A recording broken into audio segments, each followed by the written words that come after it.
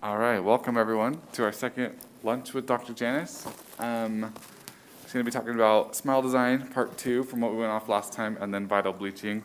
And then, as always, let us know later if you have recommendations or suggestions for different meetings or different topics you want to discuss, and we can get that done. But I'll turn it over to him. Thank you. So, how many of you were here last time, just so I know? One. Okay, so what we did last time is we talked about smile design principles, and we didn't quite make it through the whole thing, so I'm going to just finish that up. If you weren't here, then the presentation that we did last time is on YouTube, and you can go back and review it. So where we left off was talking about proximal contacts. I hope that when you look at that picture, it looks familiar, because the proximal contacts are a little bit different between the two centrals, between the central and lateral, and between the lateral and the canine. They get a little bit smaller as you go distally, and the position is a little bit different. So as you go distally, you're kind of going like uphill, so it makes like a subtle smiley face. If you get it reversed, then when you look at the teeth, the patient looks like they're frowny. So that's where the contact should be. The next thing that we need to be aware of is the shape of the incisal embrasures. So look at those embrasures, and you might notice there's a little bit of difference between the centrals, laterals, canines. So let's look at this next picture, and it kind of depicts what happens to that triangle.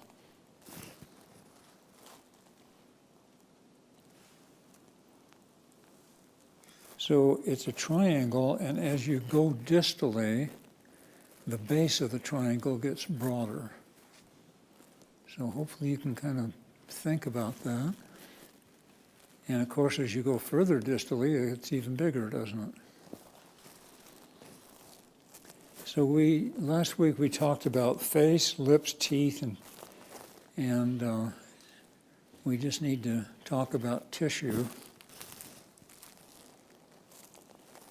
I don't know if you've been introduced to biological width or not, but you certainly will be when you get into fixed prosthodontics and periodontics. But basically, it's the distance between the epithelial attachment and the bone level. And we can't violate that. If we do, we cause constant inflammation of the gingiva. So we use the base of the sulcus. Now, have you done probing yet with the perio probe? So part of your examination on patients is going to take a perio probe, and you know what that is because it's on the other end of the explorer. And you slip that down into the sulcus, or the little opening between the gum and the tooth, and determine how far or how deep that is. We need to have healthy attached gingiva, and this is the key point. The depth of the sulcus must be greater than the amount of gingiva that you're going to remove if you do surgery.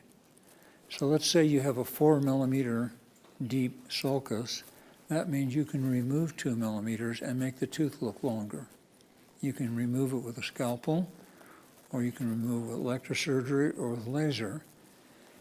But if you only have a 1 millimeter sulcus, you can't remove anything unless you do a surgical procedure where you lay a flap and go in and remove bone and then resuture it and wait till it heals.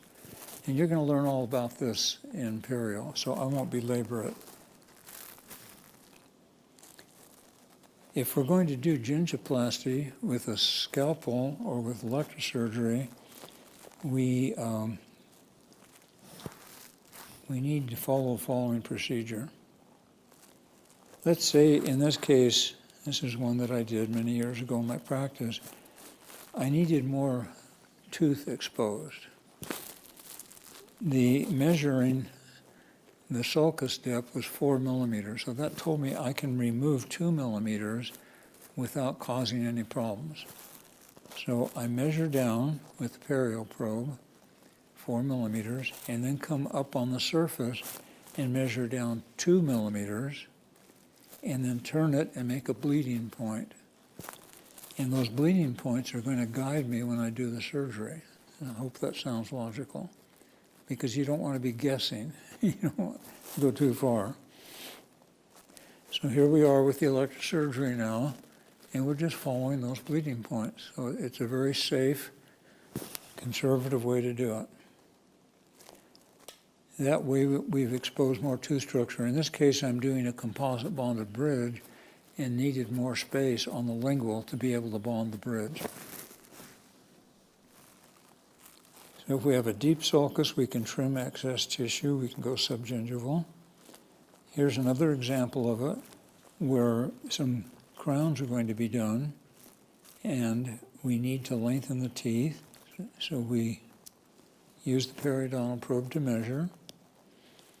You all know what a Bowley gauge is now. I think you use that in dental anatomy.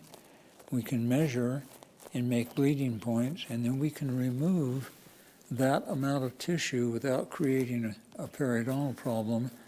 And then when our restorations are done, we have teeth that look longer. We can lengthen teeth by raising the gingiva or by lengthening the size of the edge. So you've got two possibilities to do that. This way you can go from a case like you see on the left to a finished result. And can you see the difference in the tissue contour on that? Yes, sir. And yes, it's nice and healthy.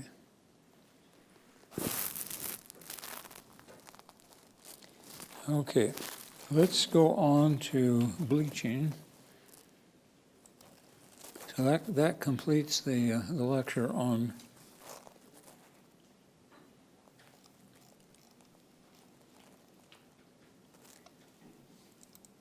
smile design. Okay, patients have teeth that are dark and they want them lighter. Well, you can make them lighter by doing porcelain veneers or by doing crowns, but a more conservative way to do it, if the teeth are in good condition, is bleaching them. It's called vital bleaching. And there are hundreds of different products out there to do this, and there are lots of different ways. I'm going to go through it, but I'm going to kind of zero in on the way that I think works the easiest and the best. So this is bleaching for cat lovers, tongue-in-cheek. But bleaching for dentists and their patients is a little more involved. So the advantage of over-the-counter products, and there are many of them. If you go into a pharmacy or a drugstore, there are lots of things on the shelves that patients can buy and do their own bleaching. The only advantage is that it's less expensive, but that's the only advantage.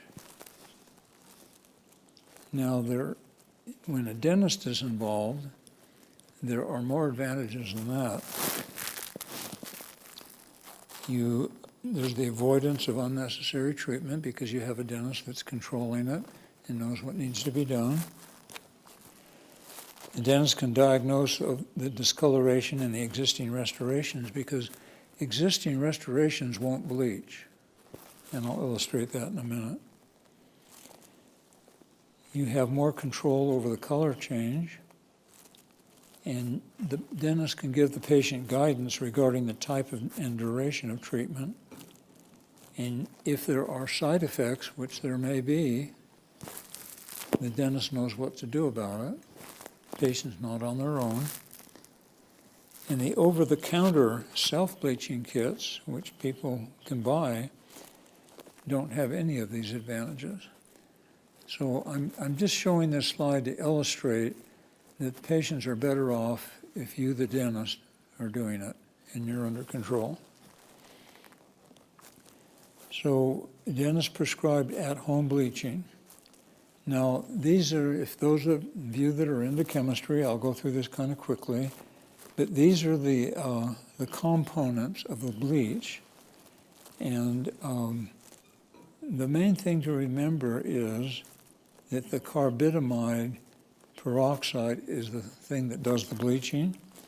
And what it does is it's not just a surface thing that you're painting.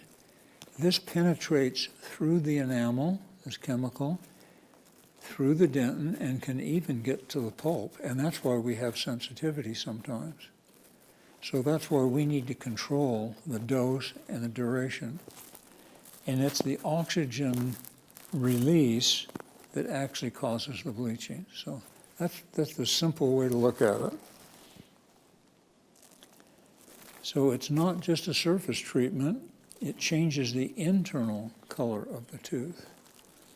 It penetrates through the enamel, dentin, and pulp, and that's why we can have sensitivity. So if they're using an over-the-counter thing and nobody's telling them how to do it, they can create sensitivity and some problems. Most people think of bleaching as just being a surface thing, and it's not. It penetrates.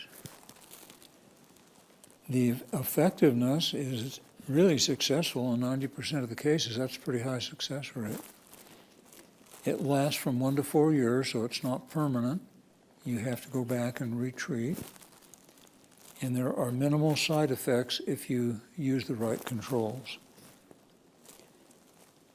As far as the effect on the enamel is concerned, there's no significant long-term effect on the enamel surface, no significant difference in bond strength.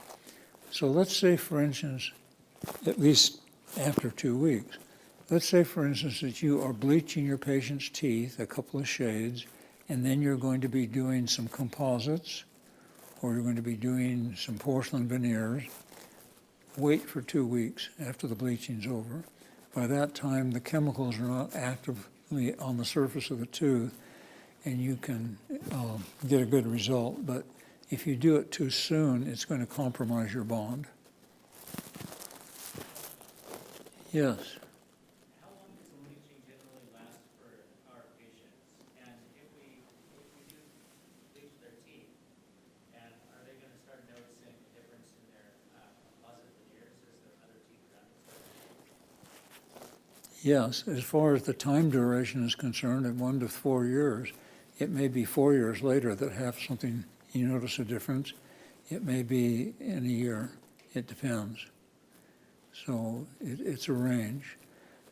But once you bleach the teeth and do some composites, some restorations, you're going to have to re-bleach somewhere down the line.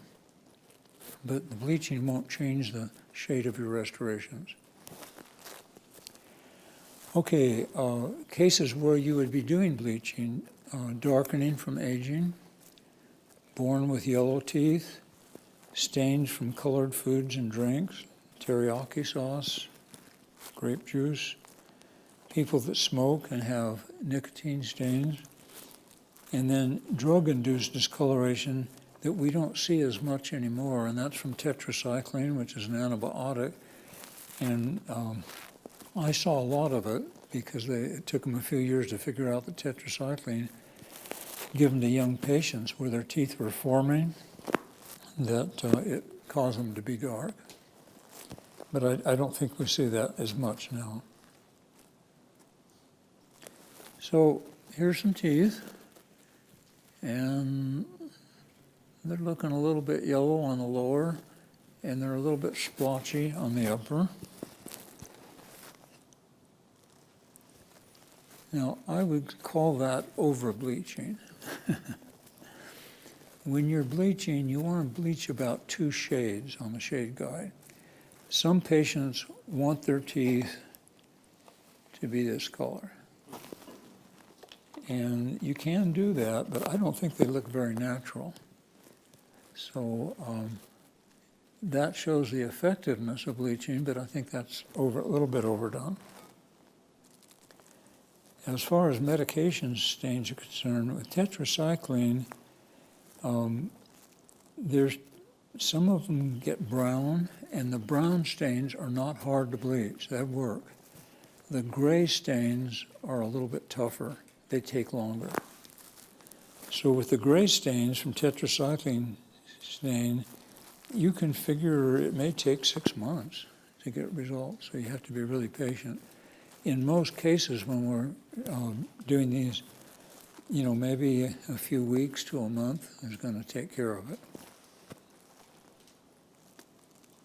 Contraindications, women that are pregnant or nursing, children under the age of 16 because their pulps are large, they're going to have more sensitivity.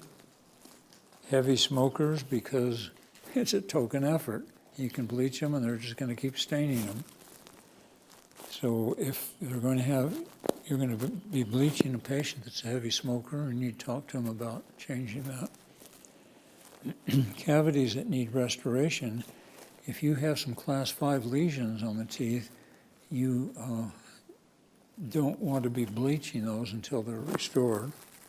And then soft tissue lesions, if something that looks suspicious, you want to clear that up before.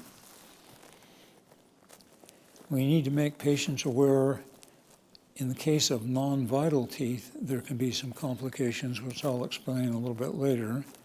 Shade anomalies, large pulps, and you can tell that by looking at the radiograph. If they have perio conditions, those should be treated first. Existing restorations and medication stains. So let's talk about modeling. You've probably all seen modeling. We have these white specks. So when you bleach the teeth, those modeling areas will kind of blend in. So that's one way to take care of modeling is by bleaching. They don't, in other words, where it's modeled, it doesn't get lighter. It stays about the same, but the background changes. Now this is something I want you to pay really close attention to. Look at this photograph and see if you can see any existing restorations. Do you see a class 4 on the distal of number 9? It's the same color as the tooth, but you can kind of pick it out, can't you? Okay, let's look at a photograph of that patient after having their teeth bleached. So which teeth have composites that are visible after bleaching? You can see one on number 7 on the mesial class 3.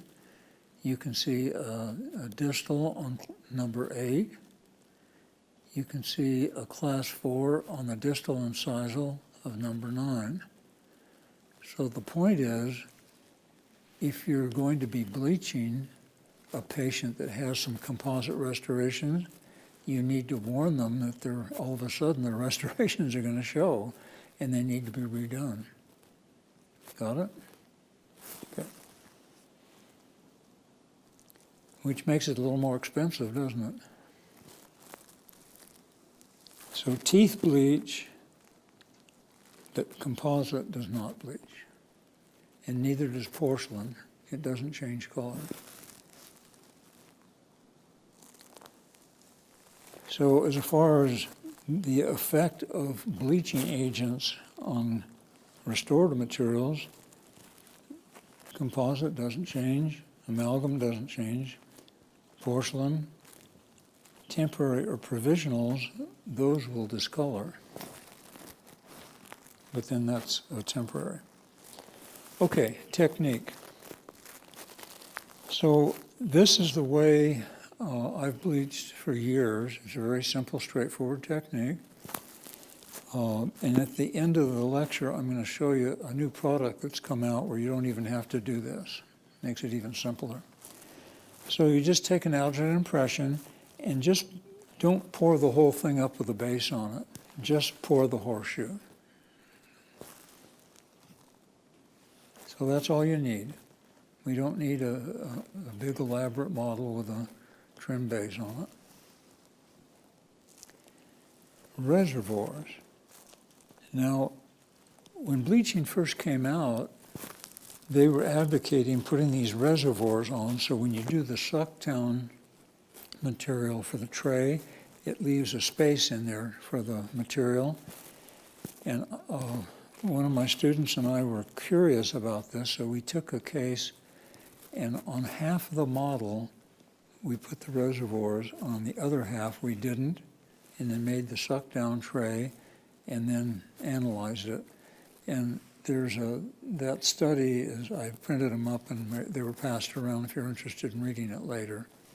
But I'll show you what the results were. So the advantages supposedly of reservoirs is less pressure on the teeth, avoids or aids in seating a tray with highly viscous gel. The disadvantage is that apparently it doesn't have any effect on the rate of bleaching, and they're not as retentive, they fall down, and extra time and material to do these. I don't think they ever researched it out. Somebody just got the idea of making reservoirs, and they sold a lot of this material. These are the results of the study that we did at UOP, and it was published in 1998. And you can just look that over, and the bottom line is it didn't make any difference from one side to the other. So why go through all that work? So this is the soft material that you use for the suck down. It's heated up, and then it's sucked down on the model. And that's what it looks like. And then we just trim the excess material around to remove it Now the other thing that was being pushed when they first came out was to scallop the trays, which takes a lot of time to do all that cutting. Supposedly there's no soft tissue contact and minimal gel irritation. But the disadvantages is that they leak, the edges irritate the gingiva, takes extra time, and you have less retention, they fall down. So we got the idea of just doing it this way, drawing a line 4 millimeters below the gingival line and just trimming it there. So it's kind of like a little denture, and it stays on better. So just trim it off. So this technique is very simple. You get better retention, less leakage, and less gingival irritation.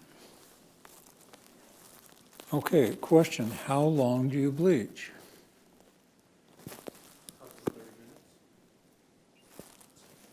How's that for an answer? How long do you bleach per session? Duration, not each session. You know, a session would be 30 minutes, or sometimes you can have people wear them overnight. But I'll get into that a little bit more, but we're talking about duration, how long you go, until they're as wide as you want them to be. And I don't think we want them to be quite that wide. So every case is different. Every patient's different. Now you all know what a shade guard is. Okay, you've seen those. So if you have a patient that's an A4, you can see A4 over there on the end, and you want to, I'm sorry, no, that's A1. Okay, A4 is over on this end. You can figure, usually, take them down two rungs on the shade guide. So if they're an A4, you can go to an A2. If you continue bleaching, you may get to an A1, but the safe thing to do is to tell the patient that we can go down 2 steps in color.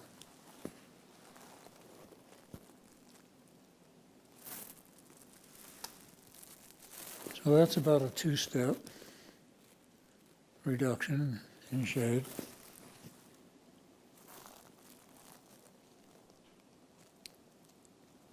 This is another going down to 2 steps on the shade guide. Same thing here. You can go 3, but to be on the safe side, figure about 2. Okay, treatment period. That question was asked. Anywhere from 2 weeks to 6 months. Depends on the patient. Depends on the stain, depends on their cooperation. So there are many factors.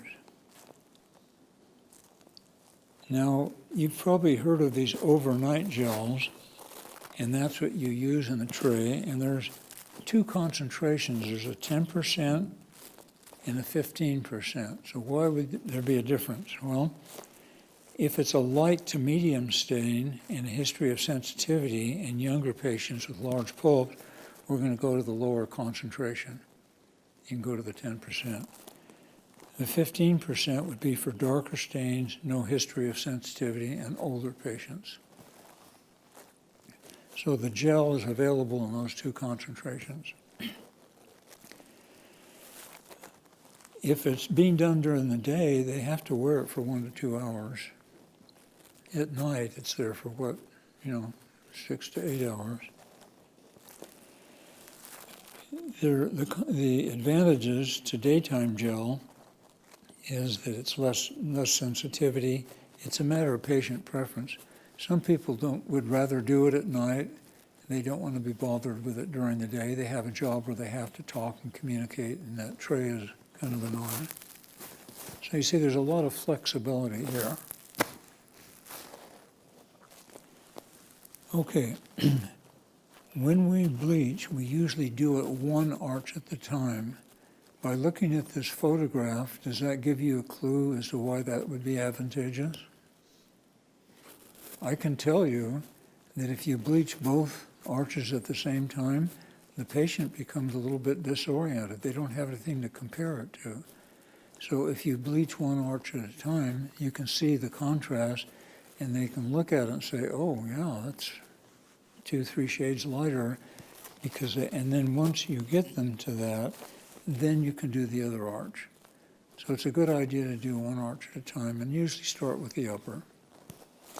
And it may be that the lower teeth don't show. Their lip covers it, and they may elect not to bleach those teeth.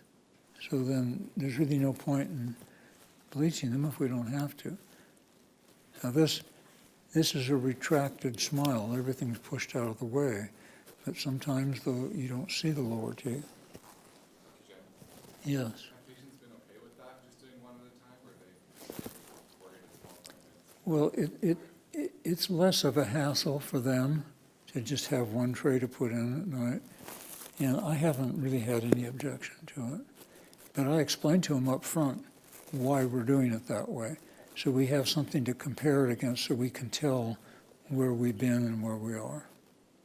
So if you explain it ahead of time, you won't have problems. You know, it's that way with everything in dentistry. If we anticipate a problem, it's called a preoperative explanation. If we don't anticipate it, and then the problem comes up, it becomes a postoperative excuse. Just remember that, and whatever you do, always let the patients know what's going on and explain things.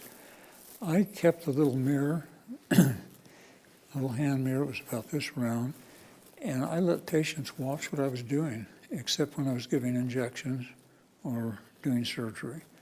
But everything else, they're welcome to watch if they want to, and most of them did, and they found it interesting. They found that more interesting than just looking at the ceiling and counting the holes in the acoustical tile.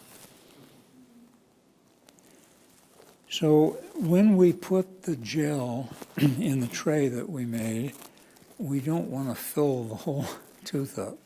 All you do is put 1 drop on the facial surface of the teeth that you want to bleach and then seat at the tray in the mouth. That way you don't use as much material and it's not oozing out all over the place. We just concentrate it on the facial surface conservatively. Reversible side effects. Well, people can get a sore throat because that gel can irritate, you can swallow it. So that would be a problem. Soft tissue irritation around the teeth. And then, of course, we mentioned tooth sensitivity. So if you have tissue sensitivity, it's from the excess gel. And that's why this tray design is better than the scalloped, because with the scalloped, and if you put too much gel in, it's oozing out all over the gingiva and irritating it. Mechanical, poor fitting trays. We want nice fitting trays, and we want to flame the edge of it so it's not sharp, so it's kind of dull. So we don't want any rough edges on the tray. Thermal hypersensitivity, chemicals passing through the enamel and dentin into the pulp. I mentioned that before. You've got to realize that this stuff is just not a surface treatment. It penetrates deep. Studies show between 20 to 65% develop sensitivity. So sensitivity is definitely a problem. Some people it isn't, but it's going to be with others. Duration less than 1 week after completion. If after you're all done and they have sensitivity, it usually will subside within a week. Now, if they're having a problem with sensitivity, there's some things you can do. You can shorten the frequency and duration of the bleaching, and this is one of the advantages to the dentist being in control of the treatment. If the patient's doing it on their own, they don't know what to do. And if it's really bad, you can prescribe ibuprofen. That doesn't happen too often. So these are some treatments you can do. You can use fluoride and you can use potassium nitrate. And this blocks the tubules, slows the fluid movement. And so these are things that are available if you have a patient that develops sensitivity that you can use to ameliorate that. So when you're finished with the case, it's not unusual for the teeth to look a little splotchy. They may not be bleaching uniformly. There may be some splotchy areas, but that usually goes away in about a week. So you just explain to the patient that don't worry about that, it's going to go away. There may be an initial color relapse. They'll get nice and light, and then all of a sudden they start getting dark again, so you need to be prepared for that. And then I mentioned before that if you do any bonding, any etching and bonding on these teeth, within the 2-week period that you've been bleaching, it's going to compromise your bond. So just keep that in the back of your mind that you have to wait for a couple of weeks before you start doing restorative procedures. As far as the longevity of the color change, it's influenced by food, drink, smoking, age, oral hygiene, tooth vitality. If a tooth is non-vital, it's going to be dark, get darker. So as far as touch-up and maintenance is concerned, it's as needed per patient, generally 1 to 2 times a year. You may find a tooth that's a little bit dark that you may have to touch up. So just let the patient know that this isn't a one-time deal. It takes follow-up. Now the gels should be kept in the refrigerator, otherwise they expire. Most companies claim gel active for 1 year at room temperature, 3 years if refrigerated, but I would refrigerate all of them. So these are the Ultradent gels. They come in 10, 15, and 20%, and they have some that they add 11% fluoride to reduce sensitivity, and there are lots of different flavors. In-office bleaching. Now, I tried this once. These are the supposed advantages. Immediate results, jumpstart bleaching process for dark teeth. So basically what's involved here is you get the patient in, you put a rubber dam on, you dry the teeth out, and you put the bleach on and then put a light on it. So it speeds up the process. It has disadvantages, and these are the disadvantages. It's less predictable. It's best if you use it in conjunction with home bleaching. In other words, you could start them out with an in-office bleaching, but follow through with in-home. May require several appointments, and chair time is expensive. It costs you so much per hour to have that chair time available. So I don't really recommend in-office bleaching unless it's just to jump start it because I have a wedding or some pictures are going to be taken. And this is just to remind you, you can usually go about 2 shades. So this is a survey done about different types of bleaching, and you can see the at-home bleaching is the more popular one.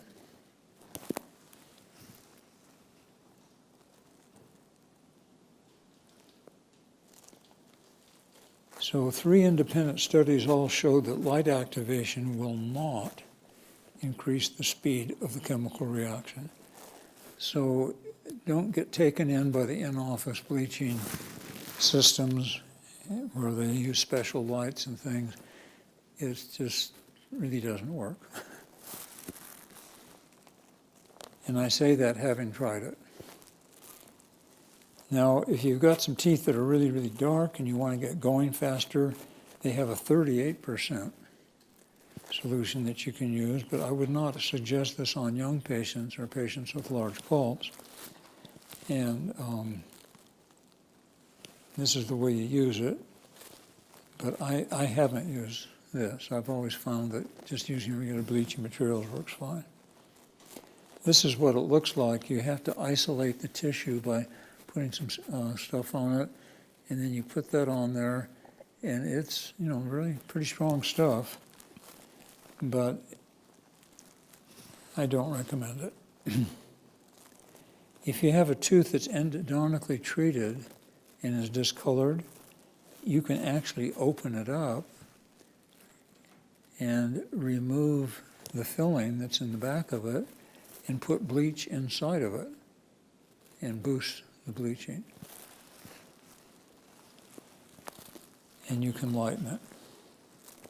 There is a catch to it, though. Don't remove the gutta percha and let it go below the cemento enamel junction. If you do, it can cause external root resorption. Now, the percentages are not real high on that. It's 8% have external root resorption if internal bleaching is below the cemento enamel junction. You all know what the cemento enamel junction is. We want to stay above it. But we don't want to risk that happening, because if we have external root resorption, the tooth's going to be lost, and we don't want to be the cause of it. So stay above the cemento enamel junction with endodontically treated teeth. Okay, this is my preferred treatment now. It's very simple.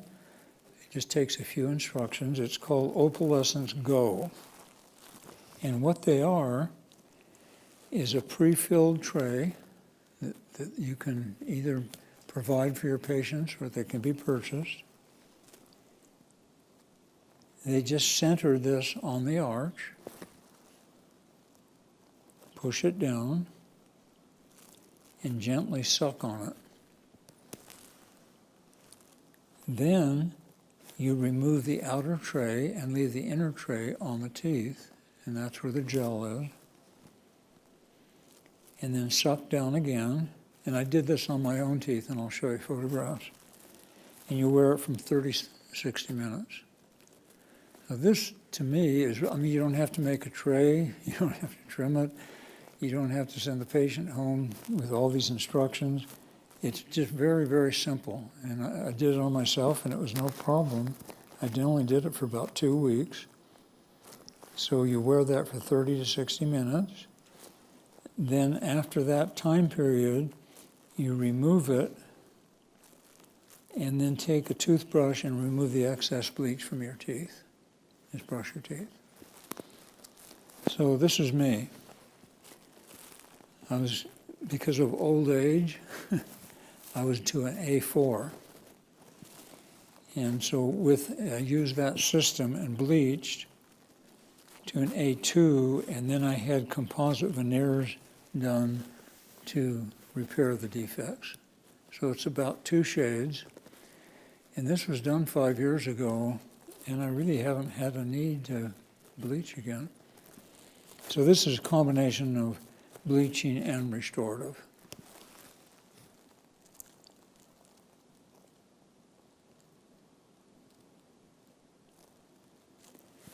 And then we'll end on this case in that there's some laminated photographs that were being passed around. Where is it now?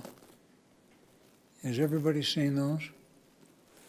This case is in there. And I'll explain the case quickly here. This was a dental student at UOP in San Francisco.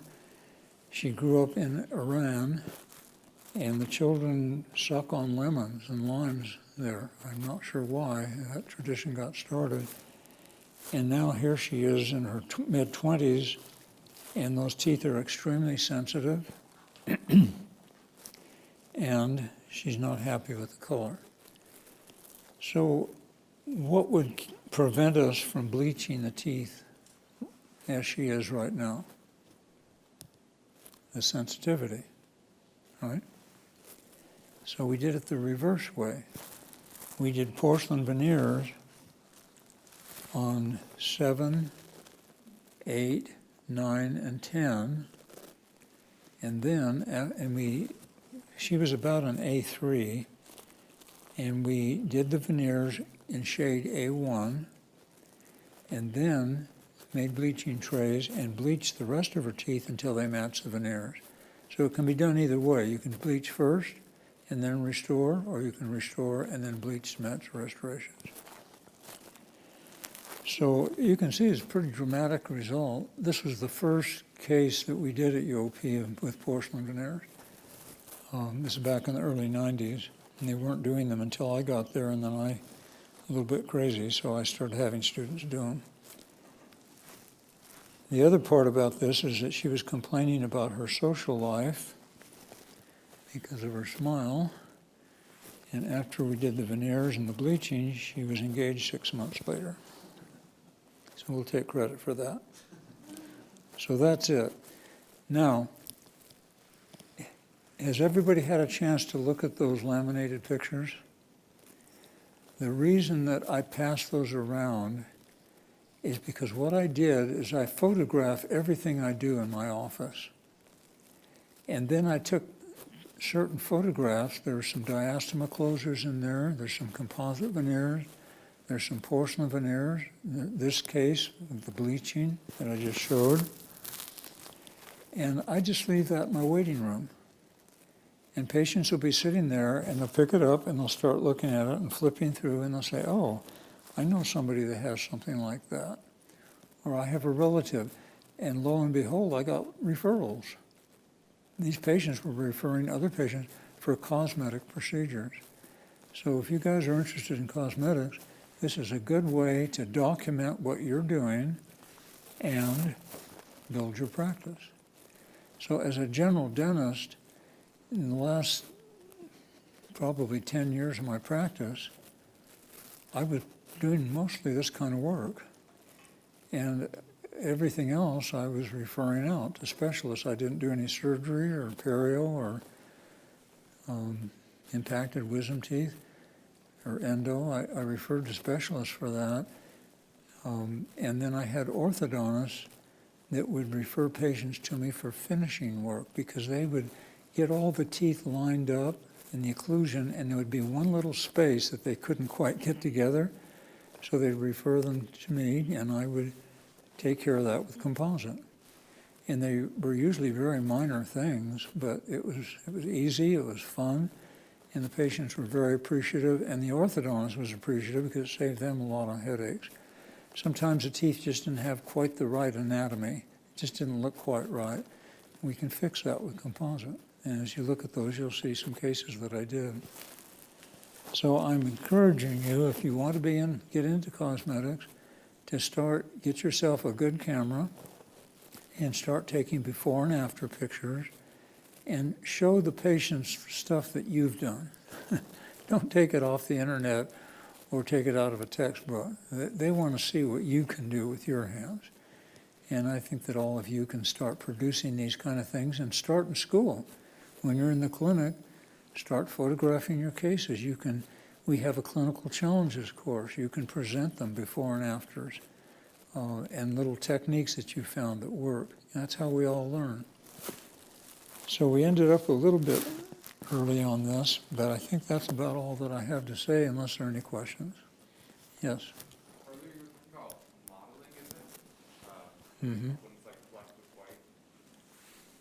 white. Okay, with the modeling, you're talking about Is that what actually, it's called? there is another treatment for that, yeah. Is that like the same as when you get your braces off and you have like those braces scars? Right, So you're just bringing up the background shade to meet. yeah, and that's a viable treatment. I think we have that available here in the clinic. Okay, I have a question. How Yes. much, for the internal bleaching, how much how much bleach do you use in the tooth? until it's to the color that you want. Well, I mean, just like per. Oh, like just overnight. when- When you're doing it, yeah. Well, when you, you're doing you the can, internal you can bleaching. put some inside the tooth Uh-huh. and then seal it up with some IRM or something just to seal it. And overnight, check it the next day and See how it is. and see what it looks like. Yeah. So it's going to vary. If it's really, really dark, you may have to do it several times. Okay. Okay. So if I haven't scared you all off, the next presentation will be on how to do porcelain veneers. And that will be a 2-session thing because it's about a 2-hour lecture, and I'll go into excruciating detail on preparation and why you use certain types of preps. We'll talk about cementation and cementing like 10 all at once and how you do it. Not that you're going to go and do it immediately, but just you'll have it in the back of your mind, and then you'll have people to help you in the clinic. And then after that, I can do a session on direct composite veneers and going through the whole technique, and then I will probably run out. So that's probably about 3 more sessions, if you guys want. Now, there are other dentists on the faculty that can do this sort of stuff. I don't know if they're willing, but I'm not the only one. So I'll leave it at that, yes. Oh, yeah. I heard somebody say my name. I was just saying thanks. Oh, you're very welcome. So enjoy your afternoon and just let this stuff kind of circulate around in your mind. And when you're in the clinic, you're going to start seeing things. Now, I have a bad habit when I'm talking to people. Of course, when they have masks on, I can't do this. But when I'm talking to somebody, I'm looking at their teeth and the wheels are turning. Oh, I'd like to do that, or I'd like to do that. And every once in a while, I mention it to them, and I wound up having the opportunity to do it. But if you're thinking cosmetics, the sky's the limit. There's lots to be done out there. This type of work is not paid for by insurance. It might be if there's a big cavity in the tooth, but usually it's not covered. But I have found that if you can show patients what you can do, they'll find a way to pay for it if they really want it. So it's, I mean, when you're driving around, you see all kinds of cars, don't you? You see some pretty expensive ones. Now, some of these cases, these porcelain veneer cases, in California, we were charging $2,000-3,000 per tooth. So if you're doing 10 teeth, that's $30,000. So it can be kind of expensive. My experience has been that people will find a way to pay for it if they really want it, but they've got to be motivated and they have to have a lot of confidence in you. Okay, so we'll end it there. Yes. Would you just real quickly run through, like, looking at this case specifically, the pros and cons of doing composite veneers versus the porcelain, and why you decided to do porcelain in this case? Well, we could have done it with composite veneers. I don't think they would have looked quite as nice. There's nothing nicer than porcelain veneers. And and glazed porcelain is very kind to the tissue. See how that tissue responded? Composite veneers are fine, but they're not quite as classy. Okay. So, but it's up to the patient. And then the other reason is we hadn't done any porcelain veneers at UOP when I came across this case. And so I wanted to do one and have, now this wasn't in the general clinic. They have a residency program there called AEGD, it's Advanced Education in General Dentistry. We have a program like this here, it's up at the hospital. And so we didn't do this on the clinic floor, we did this in the AEGD clinic. And I worked in there a couple days a week. It was interesting because when I first started working in that clinic, it was losing money and they weren't doing anything like this. So I introduced it and we started doing these kind of cases. And lo and behold, after a few months, they were in the black. They were making money. They're not in the red anymore. And for the 5 years that I was there, it was a moneymaker. And it can be in your private practice. When I left, there was nobody to continue it, and it went back to losing money again. But I just use that as an example that this is fun stuff to do, and you can make a living at it, too. So I hope that answers your question. Yeah. But it could have, Like porcelain could have been composite veneers.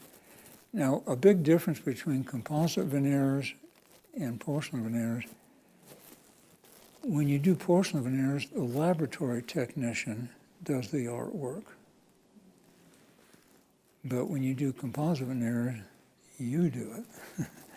So if you're really good at it and you really handle the materials well, you can get these kind of results with composite. But if you're not quite so sure you're that good, then you may lean on the lab a little more. I mean, I know dentists that would never consider doing a direct composite veneer. I like composite veneers because all I was doing was adding to the tooth. I didn't have to grind anything off. If you're doing porcelain, you've got to remove 3/4 of a millimeter of enamel off the labial and 1.5 millimeters off the incisal because of the material. But I hope that answers the question. Yeah. Okay, well, let's get back to work, and thank you.